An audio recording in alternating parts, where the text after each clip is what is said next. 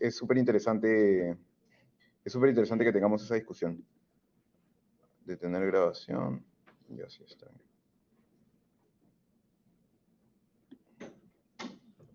Así. Ok. Bueno.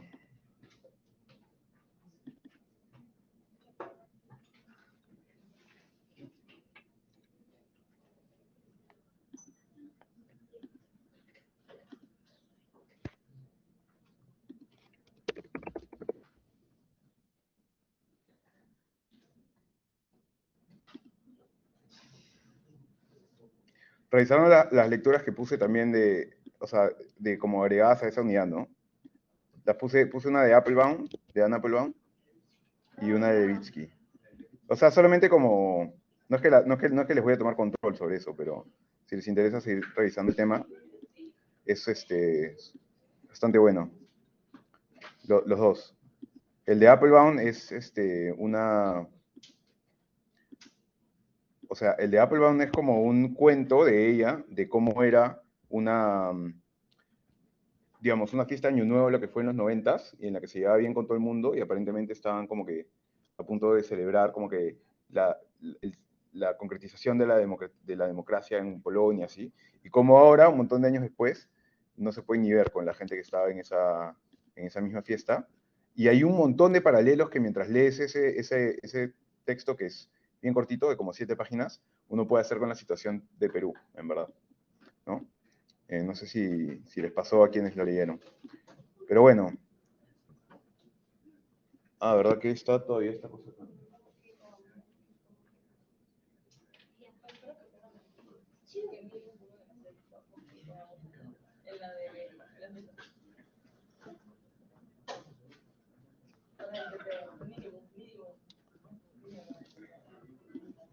Vamos a compartir pantalla. ¿Cómo es?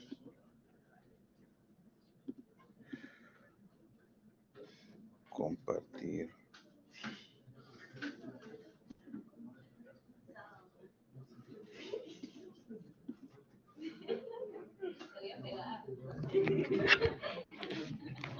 Y esto es...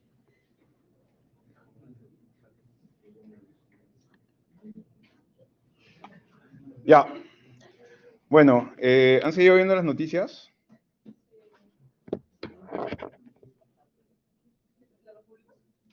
O sea, ¿saben quién es ese señor o no? Sí, Salas. Salas, ¿se acuerdan de él o no? Sí, es ministro El de escudero Vivienda y es ministro de Cultura. El escudero de Castillo. Sí, era supuestamente ministro de Cultura, pero en realidad por la cultura no hizo mucho. Por el trabajo. Trabajo también. También, ¿no? El trabajo, ¿verdad? Bueno, pero están pasando varias cosas, ¿no? Todavía hay investigaciones contra la gente del gobierno de Castillo, pero el gobierno actual tampoco es que le esté pasando muy bien, ¿no? También hay ahora varios funcionamientos, varias investigaciones al entorno de Dina Boluarte por todo este tema del español que ha estado saliendo, bueno. Pero además, se han destacado ahora algunas cosas que pasan detrás de las urgencias de todos los días, ¿no? Por ahí un tema de sanciones por acoso y violación sexual en el sector de educación, y por acá indígenas asesinados. Digamos que hay, por el avance de la tal legal, de la minería ilegal, hay un montón de gente que la pasa pésimo y no recibe atención del Estado porque como estamos todos preocupados por la crisis, no les prestamos atención, ¿no? Pero es interesante porque, claro, luego de que se concretizan las democracias, ¿no? Lo ideal es que, o en ese proceso cuando ya empiezan a hacer algo más como democracia, la idea es que el gobierno y el Congreso, entre ellos dos principalmente, también los gobiernos nacionales en su debida competencia, pero principalmente el gobierno nacional y el Congreso, son los que tienen que cerrar digamos, el descalce que hay entre la realidad del país y lo que dice la Constitución, los derechos reconocidos, ¿no? Porque obviamente cuando tú reconoces todos los derechos, reconoces los derechos, pero no es que estás diciendo esta es la realidad, es aspiracional. Cuando tú lo pones en tu Constitución, primero todos tienen derecho a la vivienda, todos tienen derecho a, no sé, nuestra Constitución no dice textualmente lo de la vivienda, pero sí está el derecho a la vivienda en tanto a tratados internacionales. Entonces, como en nuestro bloque internacional nuestro bloque de constitucionalidad está. Pero hay obviamente una distancia entre la realidad que vivimos y todos los derechos que supuestamente gozamos, ¿no? ¿Cómo se cierra esa distancia? Se cierra principalmente, o sea, obviamente también con acción ciudadana del lado del sector privado, pero por el lado del Estado principalmente a través de leyes y políticas públicas, ¿no? Las leyes que nos implementan el Congreso y las políticas públicas. Bueno, normalmente se le dice, también puede ser leyes, algunas políticas públicas se pueden requerir de leyes, pero normalmente es lo que implementa el Ejecutivo, ¿no? Que es a través de decretos, ya es concretizar leyes y ejecutar su plan de gobierno a través digamos, a través de las atribuciones que le da la Constitución y que son suficientemente amplias para que tenga un campo de acción más o menos suficientemente amplio. Bueno, ahora no hay demasiadas noticias electorales, así que no nos vamos a quedar acá. Pero la vez pasada comenzamos a ver esto, ¿no? ¿Qué cosa era un sistema electoral? ¿Se acuerdan?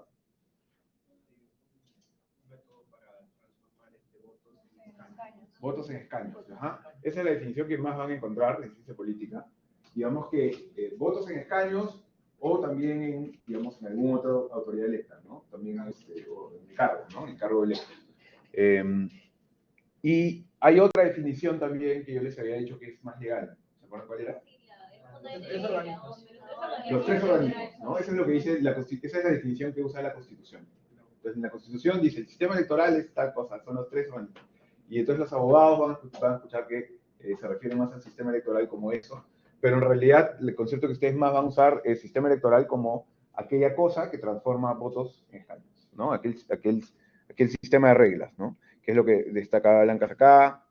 Y vimos la vez pasada cómo es que desarrollamos nuestro sistema electoral, ¿no? Poco a poco se fue expandiendo el sufragio, porque reconocimos esto que se llama el derecho al sufragio, que antes nadie lo tenía, sino más, o sea, digamos, lo tenían muy pocas personas, pero se fue expandiendo, ¿no?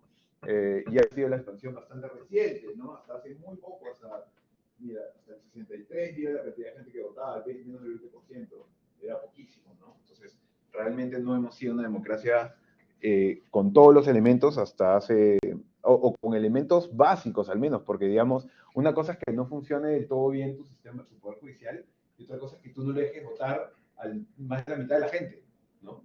Eso ya es como que un poco más elemental, ¿no? Hoy en día. Digamos que son los elementos de los que trataba la primera ola democrática, ¿no? Son los países que ahora están tratando de concretizar sus democracias, normalmente sufren más con otros elementos, no con permitirle a su gente votar.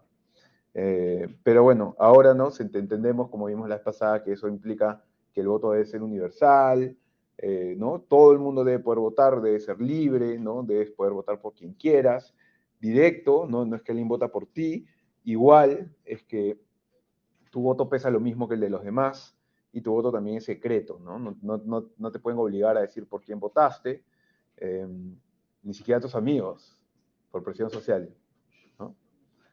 Entonces, lo que nosotros hablamos la vez pasada es que nos fuimos preguntando cómo hacemos para garantizar mejor este derecho, ¿no? Con el tiempo y a medida que fuimos construyendo nuestro Estado, nuestra democracia, que no vamos a hacer mucho foco acá en cómo construimos otras partes del Estado y otras partes de la democracia en el Perú, pero no siempre tuvimos todas las instituciones del Estado que tuvimos, no siempre tuvimos todos los organismos autónomos, los tres poderes separados, ¿no?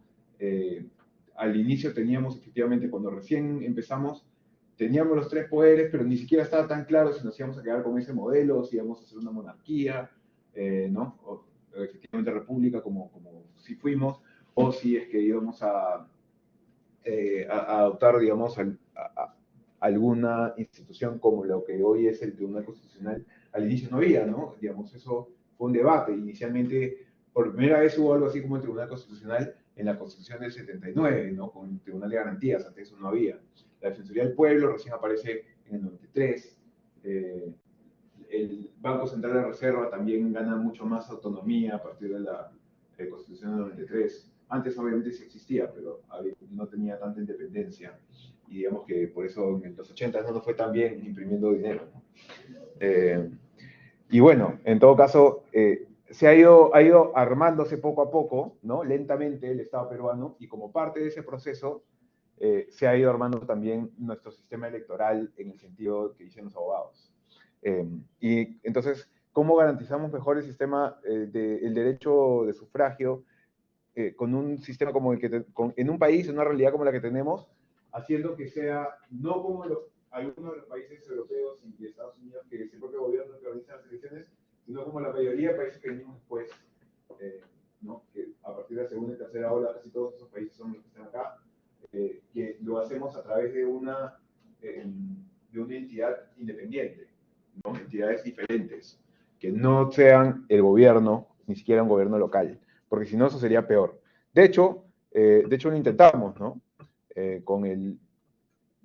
Bueno, yo les había contado que al inicio habían los colegios electorales, que eran ir a votar, digamos, bueno, no es la única forma como le van a decir que es formando que se llamaban, pero es una etiqueta que puede usarse para referirse a ese periodo general. Siempre pueden entrar. Así está cerrada la puerta. Es simplemente por la bulla y la distracción de la gente que pasa. Bueno, lo que pasa es que les decía que en los colegios electorales eran pues ir a votar a tu parroquia y luego iba alguien, un delegado de tu parroquia, y se juntaba en otro lado con los demás y ahí definían como un colegio electoral de Estados Unidos, más o menos. Pero nosotros después nos dimos cuenta que cuando avanzó la tecnología eso ya no era necesario, a diferencia de Estados Unidos, y entonces creamos esto acá, ¿no? Creamos la Junta Electoral Nacional, que era tener una sola institución a nivel de todo el país, que era la que organizaba las elecciones. El problema fue que al inicio dijimos, ya, ok, que tenga representación también del Congreso y del gobierno, lo cual no terminó siendo una muy buena idea porque le quitó un montón de independencia, y justamente tiempo después lo que pasó fue este proceso, ¿no? De organismos electorales independientes. Los organismos electorales independientes se fueron desarrollando inicialmente en América Latina al inicio del siglo XX. Uruguay, Chile, Costa Rica y Colombia, por ejemplo, lo hicieron en una transición de gobiernos oligárquicos a democracias liberales que teníamos al fin del siglo XIX e inicio del siglo XX, un gobierno más o menos, ¿no? O sea, que era la República Aristocrática. Por ejemplo, la transición de gobiernos, bueno, conoció que durante ese proceso ocurrió el surgimiento de nuevas estructuras electorales que llegaron a ser conocidas como la cuarta rama del poder del Estado, ¿no? Como decían, bueno, ya no necesitamos dividirnos solo en tres, sino en un cuarto poder.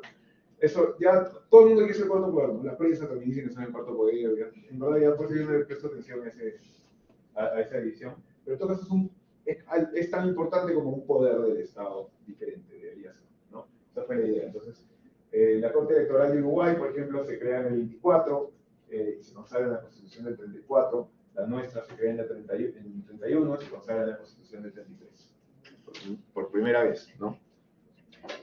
Entonces, luego de los colegios electorales y del experimento fracasado de la Junta Electoral Nacional, que duró bien poquito, si se dan cuenta,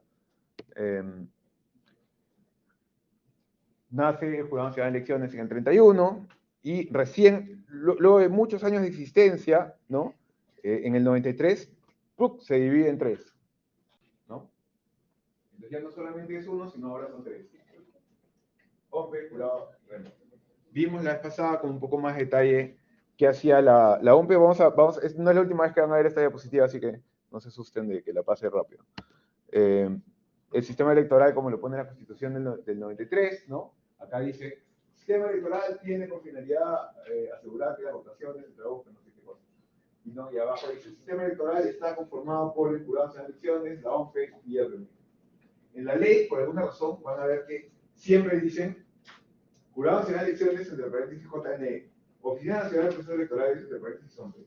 ¿Por qué no lo dicen una vez y luego siempre usan OMPE? No sé.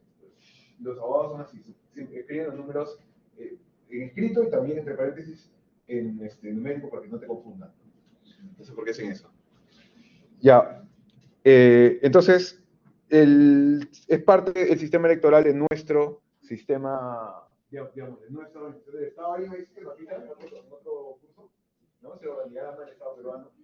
No es 100%, o sea, claro, primero estábamos divididos en estos tres inicialmente, pero luego, en realidad, a este mismo nivel deberían estar todos estos acá, que son los organismos autónomos, pero están puestos así, todos morados, ¿no? Deberían estar puestos así, porque deberían estar puestos así, pero están acá todos amontonados porque no entran en esa posición. Pero el Jurado Nacional de Elecciones, la OMP, el RENIEC, el Consejo Nacional de Magistratura, que ahora es la Junta Nacional de Justicia, Tribunal Constitucional, el Ministerio Público o Fiscalía de la Nación, que es lo mismo, ¿no? Saben que el Ministerio Público es lo mismo de la Fiscalía de la Nación. ¿Ya? Defensoría del Pueblo, la Contraloría, la SBS y el Banco Central de Reserva. Todas estas cosas son esos organismos autónomos, son igual de importantes que los tres poderes. Además de eso, los organismos autónomos y los tres poderes de alguna manera también son parte de algo que es el gobierno nacional, se le llama de alguna forma una división. Y hay gobiernos regionales y gobiernos locales, y esos tienen, digamos que, competencias específicas en sus ámbitos territoriales, ¿no? Pero son bien limitadas, de alguna manera que lo principal es el gobierno nacional, todo lo del ámbito nacional, ¿no? Entonces los organismos constitucionales autónomos son el ámbito nacional, igual el Ejecutivo, el Judicial y eso, ¿no? Y todas estas cosas que se desprenden de acá se desprenden del Ejecutivo, porque como les digo, las políticas públicas las ejecuta el Ejecutivo a través de reglamentos, ¿no? Que son normalmente decretos o resoluciones. Van a ver que se llama decreto ministerial o resolución ministerial, o decreto supremo o resolución suprema.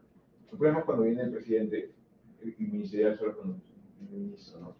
Y el Ejecutivo entonces se divide en un montón de sectores y cada sector está liderado por ministros, etc.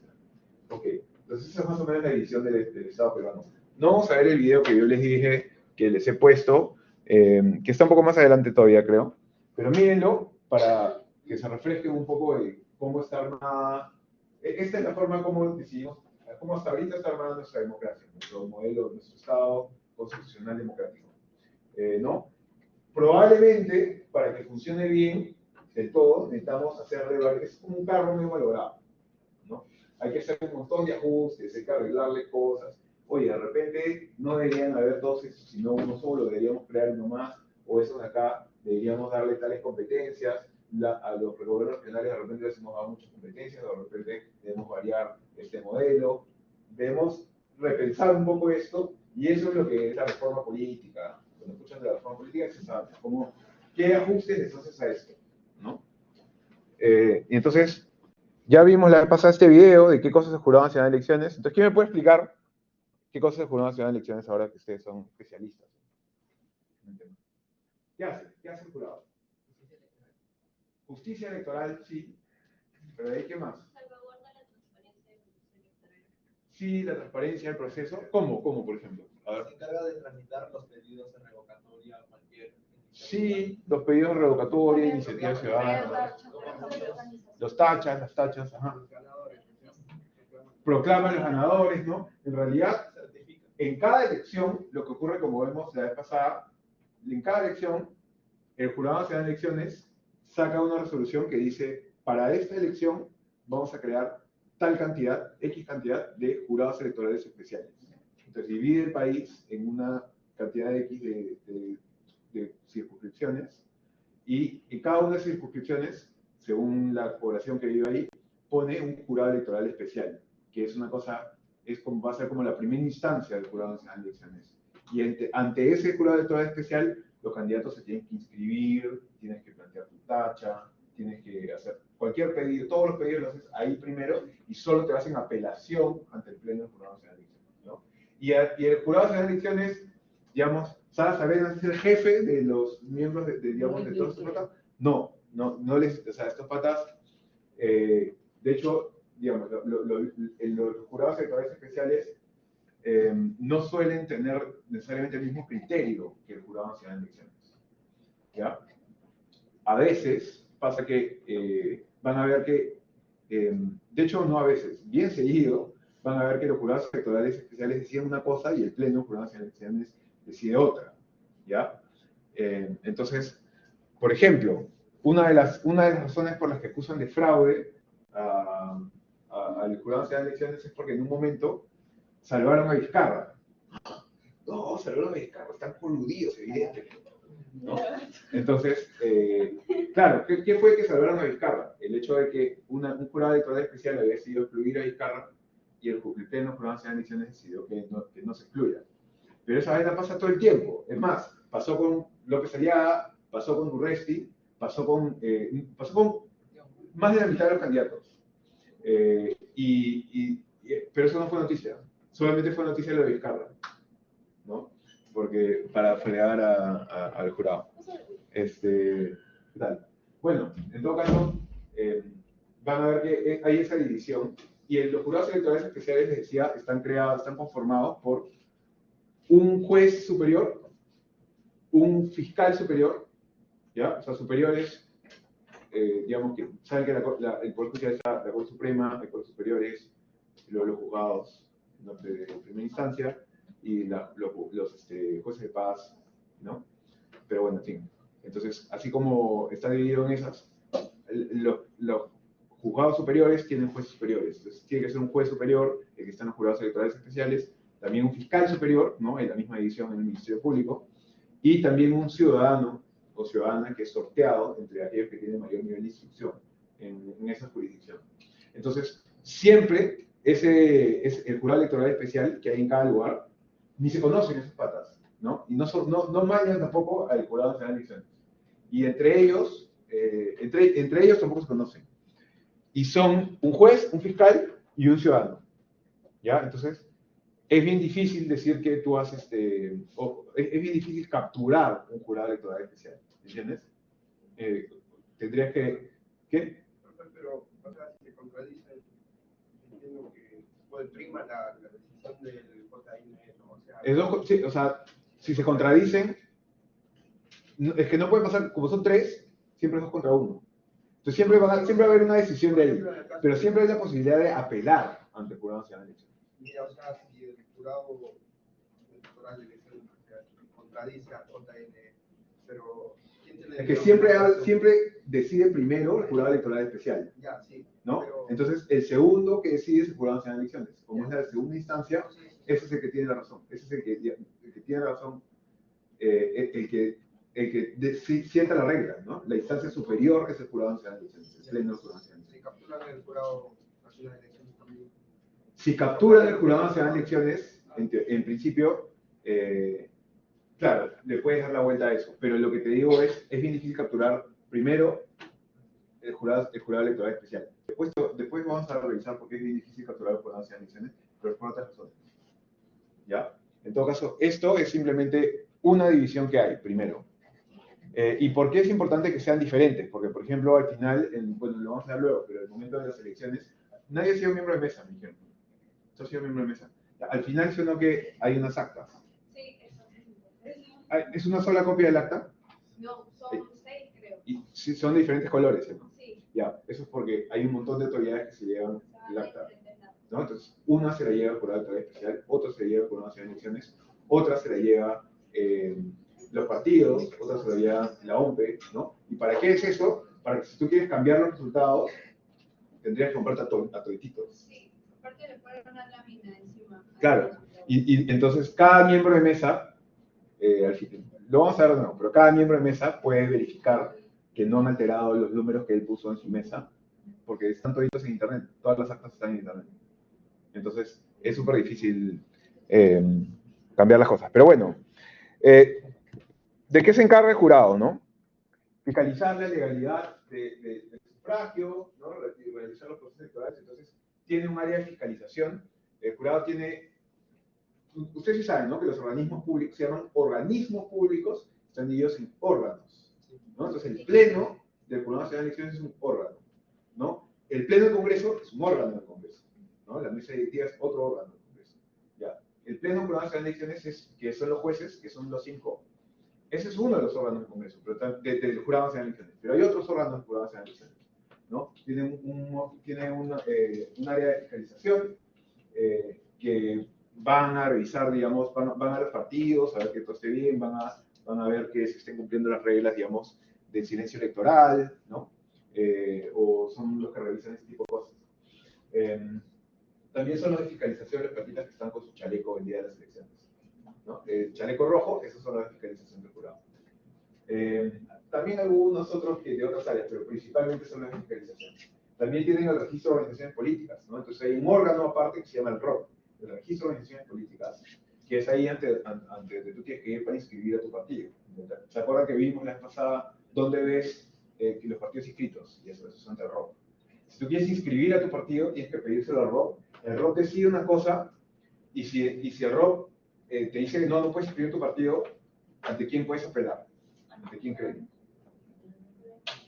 Ante el Pleno, que es otro órgano, ante los 5 jueces. Entonces el ROP es primera instancia, pues es una instancia administrativa, pero tú puedes apelar la decisión del ROP ante el Pleno del Jurado Nacional de Elecciones. ¿Quién hizo eso, por ejemplo? MOAEF.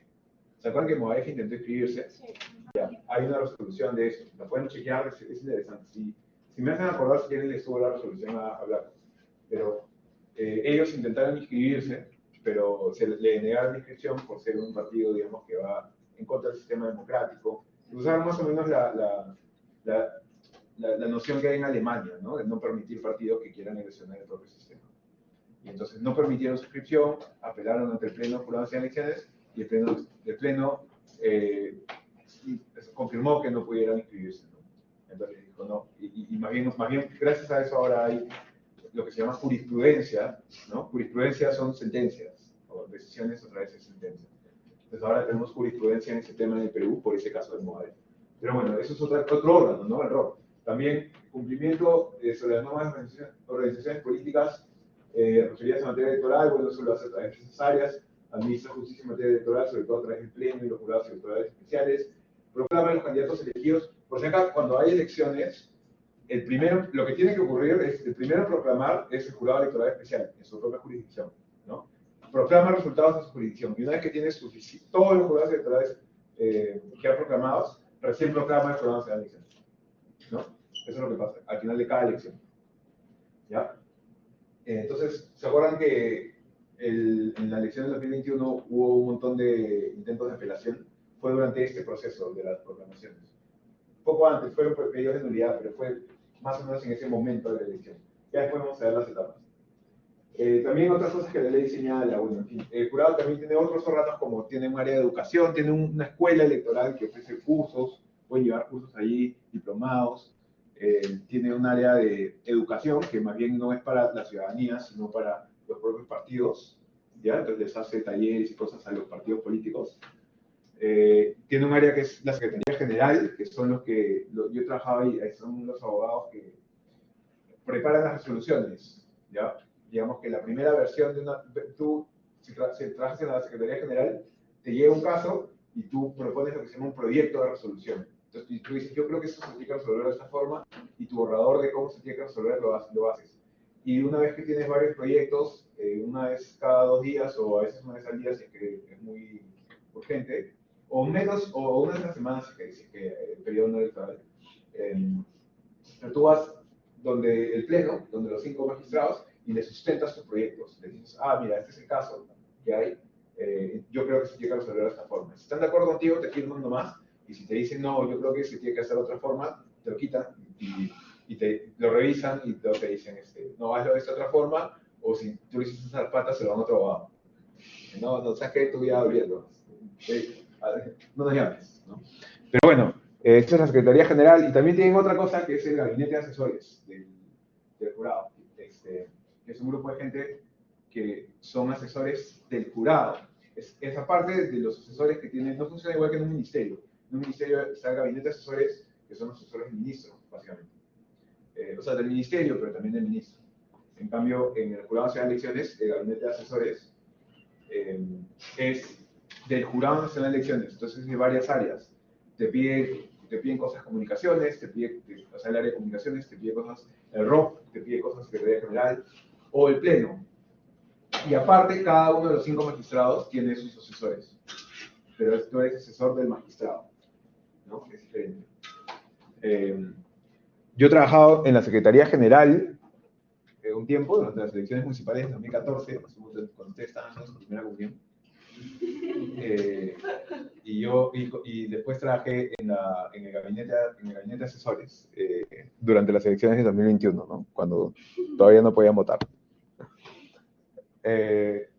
Bueno, Después ya también vimos esto la vez pasada, cómo se eligen a los 5 miembros del jurado, ¿no? Es uno del Poder Judicial, pónganse bien, uno del Poder Judicial, uno de la Fiscalía y 3 de la sociedad civil, ¿no? 2 de universidades, uno de universidades públicas, uno de universidades privadas y otro del Colegio de Abogados de Lima, ¿no? ¿Por qué? Porque somos un país recontra centralista.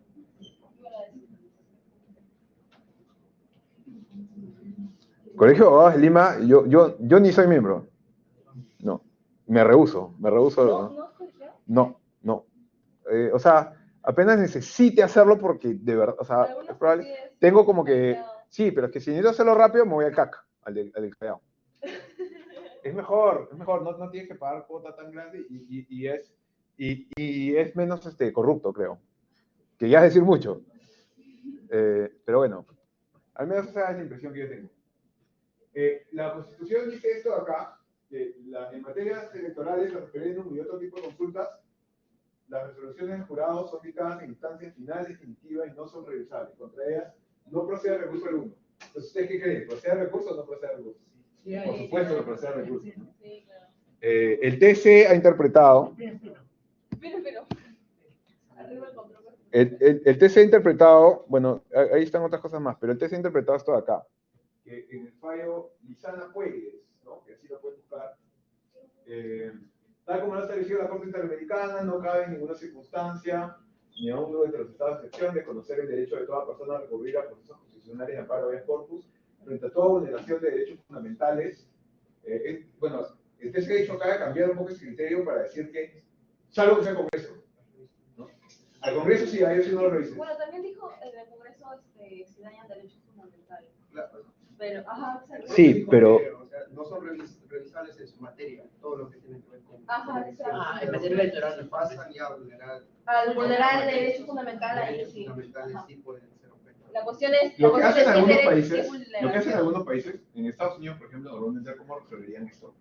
Dirían, ok, sí, no hay, es cierto que no hay espacio que está alejado que está exento de control constitucional, pero en este caso no pasa nada si el control constitucional lo hace el propio jurado. Porque por algo son jueces, digamos que entonces pueden un montón de requisitos, ¿no? Podría ser, entonces, yo creo que en verdad esto nos hace más problemas, porque te crea, ¿sabes qué hace esto?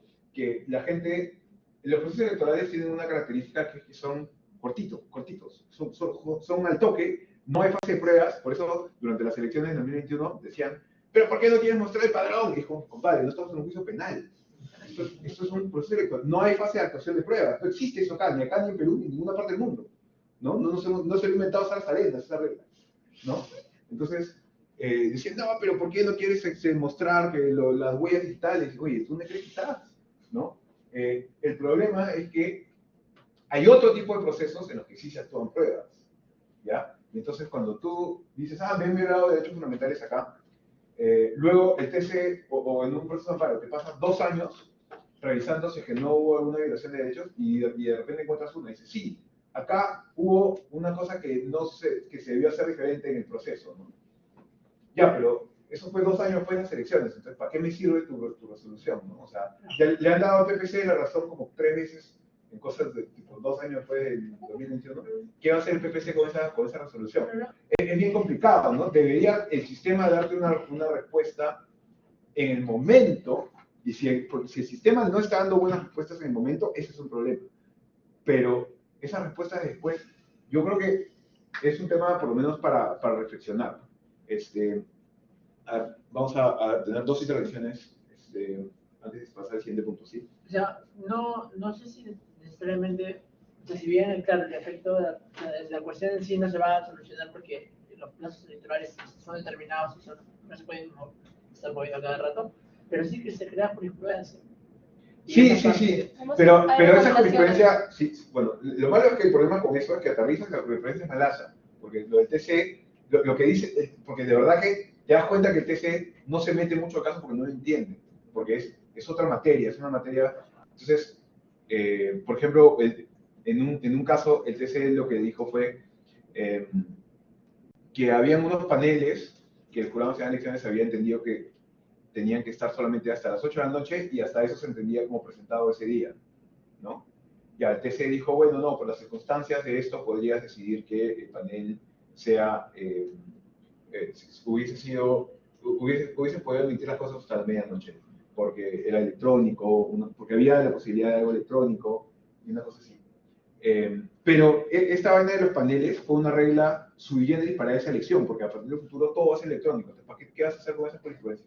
¿No? Te quedaste, o sea, como que le diste la razón al PP. Para lo único que ha servido ese caso es para que el PPC esté bien molesto. Ahora, ¿no? Diciendo como que, pucha, debieron resolver de otra forma, pero esa forma que resolvieron en esa elección en 2021 fue por pandemia, no fue como que una cosa normal. Entonces, la elección del próximo año no va a ser igual, no es el plan, ¿no? No sé si se entiende, pero el tema es que la respuesta que da la jurisprudencia no va a servir para un caso futuro. Sí, parte de las acusaciones del fraude coincidentemente vienen de los partidos cuyas listas fueron tachadas masivamente. En el PPC, 31 de los 33 postulantes de Lima Metropolitana no pudieron participar. En el caso del partido amplista, de 24 departamentos, me parece que 20 también fueron tachados, incluidos su lista presidencial, y solo solo podía estar en las elecciones del Parlamento andino. Ajá. Entonces ahí vienen acusaciones que fue una conspiración del Jurado Nacional de Elecciones. Sí. A ver, yo creo que esas acusaciones, las puntuales que acaba de mencionar David, no me parecen una locura. O sea, pero no creo que de ahí puedas decir fraude, ¿no? Porque no es que eso ha definido el resultado. Sí puedes decir que fue un error. Yo creo que el jurado, tanto en el 2021 como en el 2016, como normalmente el jurado, suele ser muy formalista. Y a veces yo creo que debería ponderar el derecho a la participación política y exonerarte de algunas reglas, ¿no? Por ejemplo, cuando sacaron en 2016 a Guzmán decía lo mismo, fraude, que no sé qué, pero por las mismas razones, básicamente, que en el caso de Guzmán después lo vamos a ver, pero por razones igual de formalistas, sacaron al PPC y al APRA esta vez. ¿Los pudieron haber salvado? Mira, si te ponías un poco flexible, sí, pero a ustedes no les ha pasado que a veces están como que llegan con ajustes un plazo, una cosa así, y se encuentran con una persona que tiene la potestad de decidir si acepta su papel o no. Y algunos de ellos lo aceptan, otros no, no sé, ¿no? Digamos que hay gente que, o sea, no puedes decir que si es que no te lo acepta es una injusticia y fraude, ¿no? Si no te lo aceptas es porque, pucha, no cumpliste con la regla formal, pues ya. No te ponderaron el derecho a participación política, ok, pero no cumpliste tampoco con la regla, ¿no? Entonces, el APRA dice, no, pero es que no funcionaba el sistema, ya, pero ¿por qué subiste las cosas a la medianoche del último día? Pues también, ¿no? Ya, entonces, y lo mismo, el PPC, como que ya, pero ¿por qué jugaste a la ambigüedad de ir, tú decías que te podías ir hasta las 12, pero ¿por qué jugaste a la ambigüedad de tratar de ir ahí y no fuiste antes de las 8, que era lo que decía la regla? Que tú creías que estaba mal, de repente está mal la regla, pero si ya decía eso, ¿por qué no fuiste? ¿No? Entonces es como, si te pones muy, o sea, yo creo que el formalismo a mí me parece criticable, pero tampoco me parece como que puedas decirle, no, es una locura que hayan decidido esto, ¿no? Que hayan decidido sacar a Guzmán en 2016, o sacar a Acuña en 2016, o sacar a Lapra en 2021, o sacar al PPC en 2021, ¿no? Ahora, lo curioso es que cuando sacaron a Guzmán y a Acuña en el 2021, ¿ustedes creen que el PPC y el Lapra dijeron algo? Y ahora cuando sacaron el PPC y el Lapra, ¿ustedes creen que Guzmán dijo algo? ¿No? Igual, o sea, digamos, no hay, si se dan cuenta, no hay como que una defensa a la democracia, ¿no? O al principio, sino de la defensa a mí. Bueno, en todo caso, solamente quería que sepan que ahí está este caso que se llama Lizana Puelles, que permite que... Es deber del Estado regular un proceso constitucional sumario de amparo contra las instituciones constitucionales, porque no existe ningún área que esté exenta de control constitucional, salvo, dice este nuevo TC, lo que haga el Congreso. ¿No? A ellos sí no pasa nada. No, en verdad también Dicen que también lo contradictorio de la última sentencia del TC, que dicen, sí, es contra sí, igual si es que se violan derechos fundamentales no se puede hacer, pero igual critican lo que habían hecho los jueces, que fue justamente detener procesos que estaban violando principios fundamentales. Entonces, es una cosa bien rara. Les dejo acá simplemente la estructura orgánica del jurado, que tiene las áreas, tienen los órganos que les contaba, por ahí que un par más, que me he olvidado. La gestión institucional, que es como que la gerencia general. Pero bueno, lo dejo aquí y hagamos ahorita 10 minutos de break. Y luego seguimos con OMPE, y OMPE reniega el toque y después las reglas de la elección presidencial. Las reglas de la elección presidencial y congresal, así rápidamente.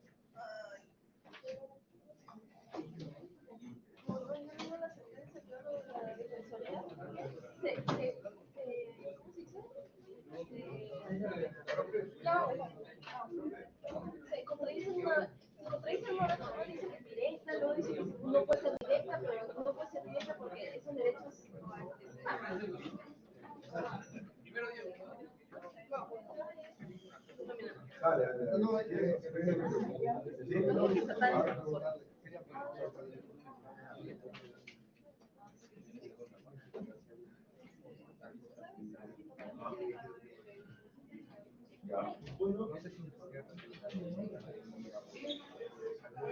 Sí, mira, chequea el libro de Meléndez, pero también, antes el libro de busca Francisco Paniza, busca el populismo Francisco Paniza, con doble Z, es un uruguayo. Pero eso clásico. Lo que pasa es que Paniza, Meléndez es más su propia teoría. Ya, ¿no? Sí, sí, leí. Ideacional. Paniza es más clásico, ya tiene como 50 años, y es un uruguayo. Y el otro es este profe, el de Moyu, no, el de Princeton, el de Princeton. No. Robert Kennedy. No, pero si quieres mándame un mail. Ya, yo sí lo Mándame un mail, te respondo. Yo algo que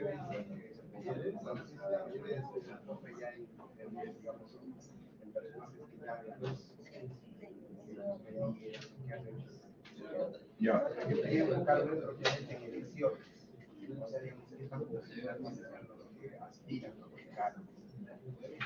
Para eso. Populismo y elecciones. O sea, Sí. ¿Cómo influye en el comportamiento electoral? claro. ¿Qué periodo de tiempo? He pensado que en 2016. Sí, mira eso, mira el Brexit, mira por qué el Brexit y Brexit Trump y Austria, Polonia, ¿no? Por ahí otro lado. Busca gente que haya escrito eso. Igual le mando el. Sí, manda un mail por cierto. A ver, chequeamos, a ver si se lo puede chequear. ¿De qué? Acá creo que. Ya, verdad. Sí, tuvo un problema técnico. Oye, asistencia, ¿alguien más? Ya, un toque. Tuvo un problema técnico porque había mucho tráfico. Pero yo llegué 10 minutos. Sí te puse. No.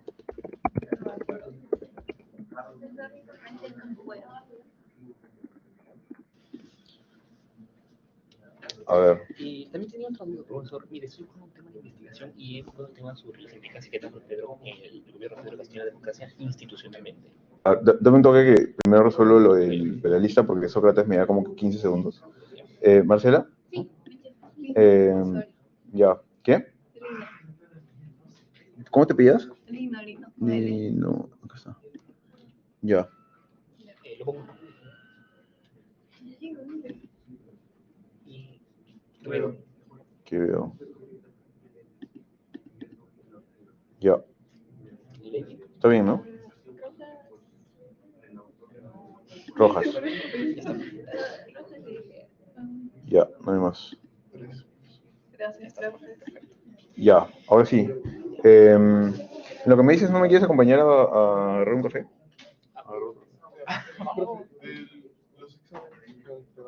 Ya.